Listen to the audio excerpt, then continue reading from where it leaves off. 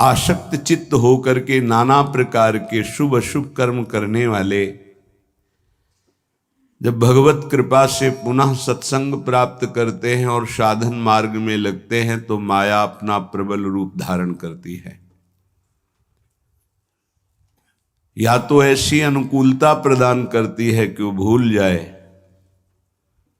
और या ऐसी प्रतिकूलता झोंक देती है कि उसको लगता है कुछ नाम जपने से नहीं, कुछ साधन करने से नहीं, दुख तो वैसे ही घेरे हुए है।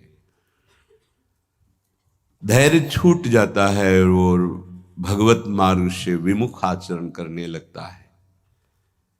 इसलिए उपासक को बहुत सरल ढंग से समझना चाहिए कि पुरानी फसल यदि बाजरा बोई है और बाजरा की रोटी मिल रही तो अगली फसल गेहूं बो दिया तो कल ही नहीं रोटी बना लोगे। 5-6 महीने लगेंगे किसान मेहनत करके, खेती तैयार करके, दाना बो करके, सींच करके, संभाल करके, फिर भी वो अतिवृष्टि, अनावृष्टि, ओले वृष्टि आदि से बच जाए, सुरक्षित हो जाए, तो सुरक्षित अनाज घर आ जाए, फिर वो पीस कर रोटी बना सकता है। तुम अनंत जन्मों से मनमानी आचरण करते रहे, आज नाम शुरू किया है तो वो तूफान नहीं उठेगा, नष्ट करने के लिए वो अपना स्वरूप धारण करेगा। उसकी गुलामी सहते रहे हो अभी, काम क्रोध लोभ मोह मद मत्सर। अब तुमको धैर्य पूर्वक नाम को पकड़े रहना। जैसे आंधी चले तो हम पहाड़ का आश्रय ले लें, हटे ना इधर उधर, तो आंधी तूफान पहाड़ को नहीं उड़ा सकती। ऐसे ही श्री भगवान कह रहे मामेव ए प्रपद्यन्ते माया में ताम तरंति ते। माया का तूफान आएगा पर तुम मेरे चरणों को पकड़े रहना, छोड़ना नहीं। पर ये जिनका मलिन हृदय है ना, वो सोचते हैं 4 दिन नाम जप करेंगे सारे दुख मिट जाएंगे। हाँ, पक्का मिट जाएंगे, जड़ से मिट जाएंगे, पर धैर्य पूर्वक जीवन को आगे बढ़ाओ। भगवत विमुख होने से तुम्हारा मंगल ही अमंगल है, भगवत सन्मुख होने पर मंगल ही मंगल है। थोड़ा धैर्य धारण करो, तुम्हारी ये फसल तैयार हो जाए, फिर देखना आनंदित हो जाओगे। पर ये कुसंग मन का और तन का, ये दोनों परमार्थ में टिकने नहीं देते। जहां ऐसे मित्र जन मिले जो गलत आचरण करने वाले होते हैं, वो पूछते हैं तुमने शराब छोड़ दिया, मांस छोड़ दिया, तुम नाम जप करने लगे, कुछ लाभ हुआ? अरे कुछ नहीं होने वाला, तुम देख लो करके। उसके दिमाग में माया तो आक्रमण किए ही है। तत्काल नकारात्मक भाव आ जाता है कि नहीं नहीं, भगवत मार्ग में कुछ नहीं मिला, ठीक कह रहे हो, तो आओ हमारे संग, फिर हो जाओ। फिर वो माया के मलिन आचरणों में उतर जाता है। वो संत द्रोह, भगवत द्रोह उसके हृदय में अपना स्थान बना लेता है। फिर जन्म जन्मांतर, युग युगांतर कब अवसर आएगा भगवत मार्ग में चलने का।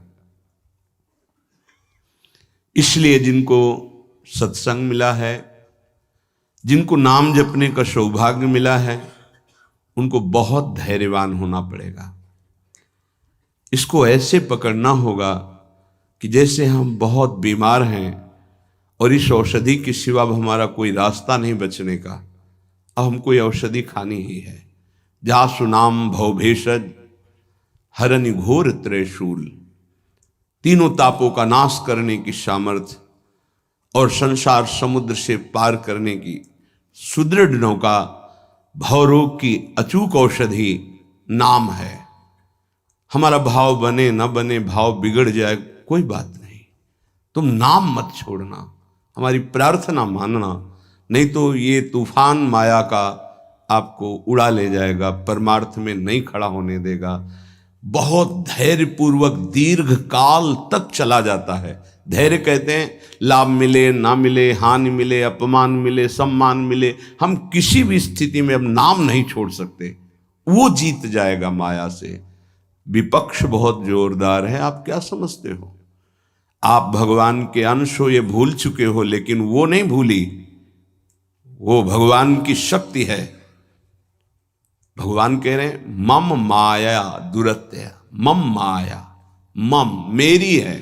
जैसे ममई वांशो आपको बोला तो विपक्ष को भी बोला मम माया। अब आपको सावधान करने के लिए भगवान ही संत गुरुदेव शास्त्र इस रूप में संबोधन करते हैं। तो अगर आप इनकी बात मान जाओगे तो माया भगवती कृपा करेंगी और अपना प्रभाव समेट लेंगी, और यदि आप इनकी अवहेलना उल्लंघन करोगे तो फिर उनके प्रभाव से बड़े बड़े ज्ञानी परास्त हो गए हैं।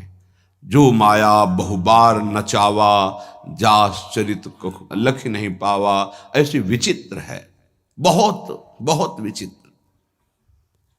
जो ज्ञानिन कर चित अपरई, बरियाई विमोह बस करई, ऐसी प्रचंड माया है। इसलिए जिनके कानों में आवाज पहुंच रही हो, हमारी प्रार्थना है, बहुत जन्मों से भटक रहे हैं, ये दुख सुख के प्रलोभन और भय में आकर के नाम न छोड़ दीजिए। ऐसा भी हो सकता है कि नाम जपना शुरू करें, आपकी नौकरी लग जाए, आपका काम बन जाए, आपकी अनुकूलता बढ़ जाए। ये नाम का फल नहीं है, ध्यान रखना, ये नाम का फल नहीं है। हम स्पष्ट आपको कह रहे हैं कि जब से आपने नाम जपना शुरू किया आपका सब मंगल होने लगा, ये नहीं है। ये आपके पुण्यों का है, पूर्व पुण्यों का है। ये नाम आपको सामर्थ्य देखा, दुख और सुख दोनों सहकर परमानंद की प्राप्ति। ये विषयानंद नाम के फल से नहीं। आप नाम जपना शुरू किए, सब कुछ बिगड़ना शुरू हो गया, ये नाम का फल नहीं है। ये आपके पाप नष्ट हो रहे हैं। विवेक पूर्वक चलिए। अगर विवेक नहीं धारण करेंगे तो फिर सब मार्ग छूट जाएगा। विवेक इसी से उत्पन्न होता है, सत्संग से। जहां विवेक जागृत हुआ वो आपको टिका देगा परमार्थ में, नहीं तो बहुत बलवती भगवान की माया है। जब लोगों के विचार सुने तो लगता है कैसे निकल पाएंगे इस माया से। आप निकलना ना चाहे तो किसी की सामर्थ्य नहीं कि आपको निकाल सके। स्वयं श्री भगवान आपके हृदय में बैठे हैं। क्या हो रहा है? दुर्गति हो रही। क्यों? क्योंकि आप नहीं निकलना चाहते, इसलिए। भगवान हृदय में बैठे हैं, नहीं निकल पा रहे हो, बात मान लो। आप निकलना चाहो तो निकल सकते हो, आप न निकलना चाहो तो किसी की ताकत नहीं कि आपको इस माया प्रपंच से निकाल सके। इसलिए आपसे प्रार्थना है कि आप निकलने की कोशिश कीजिए। इसका बड़ा ही प्रलोभन और भुलावा प्रभाव है। प्रलोभन और भुलावा एक क्षण में भुला दे सारे ज्ञान विज्ञान को और अपने में आकर्षित कर दे, उसका नाम माया। ऐसे प्रलोभन फेंक दे कि जानबूझकर तुम भगवान को भूल जाओ और उन प्रलोभनों में लग जाओ, उसका नाम माया। सावधान हो जाइए। इसके प्रलोभनों में, इसके भोगों में आज तक कभी कोई सुखी और तृप्त नहीं हुआ। तुम्हें अब जो मार्ग मिला है ये तृप्ति का मार्ग है। तृप्त हो जाओगे, हाथ उठा के कहोगे अब कछु नाथ न चाहिए मोरे। देख लेना, चलो तो आगे।